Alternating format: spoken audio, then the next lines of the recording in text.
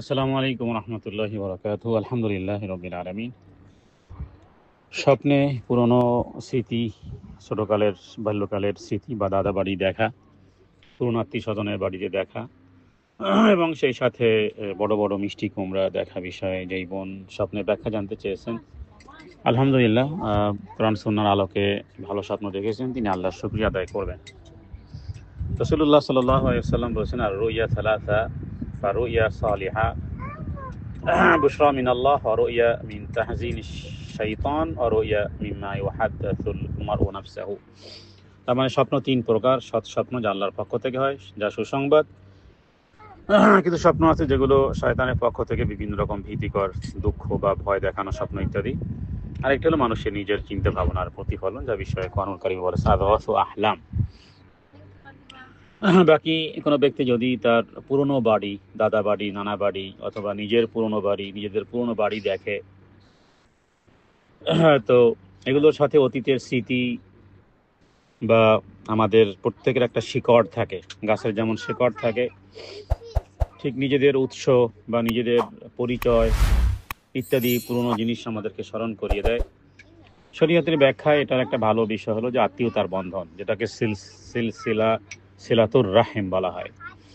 এটা দৃঢ় রাখার একটা বার্তা আমাদেরকে দেয় যে আমরা যদি স্বপ্নে পুরনো বাড়ি, আমাদের পুরনো বাড়ি, সেটা দাদা বাড়ি হোক, নানা বাড়ি, তার মানে আমাদের বাল্যকাল যেখানে কেটেছে সেই বাড়ি, সেই ঘর, সেই বাগান বাড়ি, সেই বিষয়গুলো যদি দেখি, এর দ্বারা শরীয়তের দৃষ্টিকোণ থেকে ভালো স্বপ্নের ব্যাখ্যায় কোরআন সুন্নাহর দৃষ্টিতে আমাদেরকে মনে করতে হবে যে আমাদেরকে যেন আল্লাহ তাআলা এই উত্তম স্বপ্ন দেখাচ্ছেন এই কারণে যে আমরা যেন আত্মীয়তার বন্ধন দৃঢ় রাখার ব্যবস্থা করি, খোঁজখবর নেই।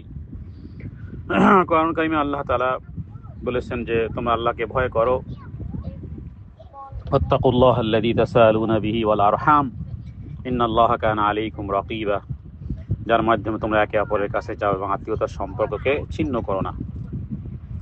এটি আমাদেরকে কখনো এরকম স্বপ্ন দেখলে আমরা বলবো যে আত্মীয়দের সাথে, বিশেষ করে বাবার দিকের আত্মীয়, চাচা, ফুফু, মায়ের দিকের খালা, মামা ইত্যাদি যারা রক্তের, তাদের সাথে সম্পর্ক দৃঢ় রাখা, দোয়া করা এবং তাদের হক আদায় করার দিকে যেন ইঙ্গিত করে। বাকি যদি কেউ মিষ্টি কুমড়া, বড় বড় মিষ্টি কুমড়া ইত্যাদি দেখে, তো এক্ষেত্রে আমরা এটারও একটা ভালো কোরআন সুন্নাহ থেকে একটা ব্যাখ্যা আমরা বলতে পারি। সেটি হলো লাউয়ের, বড় বড় লাউ বা বড় বড় কুমড়া ইত্যাদি, আল্লাহ তাআলা হযরত ইউনূস আলাইহিস সালাতু ওয়াস সালামকে মাছের পেট থেকে মুক্তি যখন দিয়েছিলেন, তো এক প্রকার লতানো গাছ, সেটা লাউ গাছও হতে পারে, সেটা মিষ্টি কুমড়া হতে পারে, যেগুলো যে লতাগুলো লম্বা হয়। তো এ জাতীয় গাছ উদ্গত করা হয়েছিল, সেটা কুমড়া জাতীয় উদ্ভিদ এরকমের এই টাইপের হতে পারে, সূরা সাফফাতের মধ্যে যার ব্যাখ্যা আছে।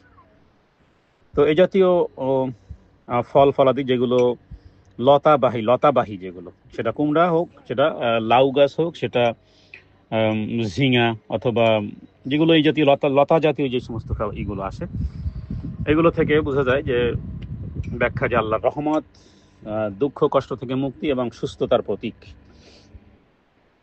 তো বড় বড় কুমড়া দেখা মানে জীবনে বরকত আসা, রিজিকের প্রাচুর্য অথবা সুস্থতা আসার সুসংবাদ হতে পারে। কেউ কেউ বলেছেন বা যারা স্বপ্নে ব্যাখ্যা করেন, বিশেষ করে ইবনে সিরিন সহ হযরত আবু বকর সিদ্দিক রাদিয়াল্লাহু তাআলা আনহু, আরও পরবর্তীকালে ওলামায়ে কেরামগণ যারা ব্যাখ্যা করতেন কোরআন সুন্নাহর আলোকে, যে জাতীয় ফল যেমন মানুষের জন্য উপকার, সেটা কুমড়া বলেন, কুমড়া যেমন হজমের উপকারিতা আছে, লাউ তো রাসূলুল্লাহ সাল্লাল্লাহু আলাইহি ওয়াসাল্লাম খুব ভালোবাসতেন, পছন্দ করতেন। অথবা যদি আপনি করল্লা দেখেন, ঝিঙা দেখেন, আরও এ জাতীয় যে সমস্ত উদ্ভিদগুলো যেগুলো লতা, এগুলো তো অনেক উপকারী শরীরের জন্য, সবার জন্যই। আলহামদুলিল্লাহ, প্রথমত আমরা বলবো যে আত্মীয়তার সম্পর্ক জোরদার করার প্রয়োজনীয়তা যেমন এই জাতীয় স্বপ্ন দেখলে ঠিক আল্লাহর পক্ষ থেকে রহমত এবং রিজিকের প্রশস্ততা এবং শারীরিক সুস্থতারও প্রতীক হিসেবে আমরা এটাকে ব্যাখ্যা করতে পারি। অতএব আমাদের যা উচিত এই সমস্ত স্বপ্ন দেখলে যে সাধারণ জীবনযাপনে বরকতের কদর করা, আল্লাহর উপর ভরসা করার নসিহত। এখন করণীয় কি? করণীয় হলো যে আত্মীয় স্বজনের খোঁজখবর নেওয়া, তাদের জন্য দোয়া করা, রিজিক এবং স্বাস্থ্যের জন্য আল্লাহর কাছে শুকরিয়া আদায় করা, এবং সর্ব অবস্থাতে আমরা স্বপ্ন দেখলে এটাকে সুসংবাদ হিসেবে গ্রহণ করা, আল্লাহ শুকরিয়া আদায় করা, কিছু দান সদকা করা, বেশি করে ইস্তেগফার পাঠ করা। কারণ এর মধ্যে যদি কোনো খারাপিও কিছু থেকে থাকে তো আল্লাহ তাআলা এই দুই কাজের মাধ্যমে, কিছু দান এবং বেশি করে ইস্তেগফার এর মাধ্যমে আল্লাহ তাআলা ওই কাজগুলো দূরীভূত করবেন। তো আলহামদুলিল্লাহ এগুলো ভালো স্বপ্ন। এবং কেউ যদি পুরনো বাড়ি বারবার স্বপ্নে দেখে ইত্যাদি, এটা একটা প্রশান্তির জায়গা। কারণ বাল্যকালে যেই সিচুয়েশনই ছিল সেটা কিন্তু আসলে অনেক বড় প্রশান্তির। আবার কেউ কেউ বলেছেন যে প্রশান্তির বিস্তারিত ব্যাখ্যার এটাও একটা, যে তার কবরস্থ হওয়ারও কারণ আমাদের এন্ড অফ মোমেন্ট কবরস্থ হওয়া, হয়তোবা ওই সমস্ত জায়গাতেও কবরস্থ হওয়ার কোনো ইঙ্গিত থাকতে পারে। কারণ প্রশান্তি লাভ করা এটা হলো মূল বিষয়। আর মুমিনের মৃত্যু প্রশান্তি, মুমিনের কবর ও প্রশান্তি। তো আল্লাহ তাআলাই ভালো জানেন। আমরা এ জাতীয় স্বপ্নের ব্যাখ্যা আলহামদুলিল্লাহ ভালোই আল্লাহর কাছে শুকরিয়া আদায় করা। জি, হাদা মিন্নাল ইলমু ইনদাল্লাহ, আল্লাহু আ'লামু বিস-সাওয়াব, সাল্লাল্লাহু আলা সাইয়্যিদিনা মুহাম্মাদিন নবিয়্যিল উম্মি ওয়া আলিহি ওয়া সাল্লাম।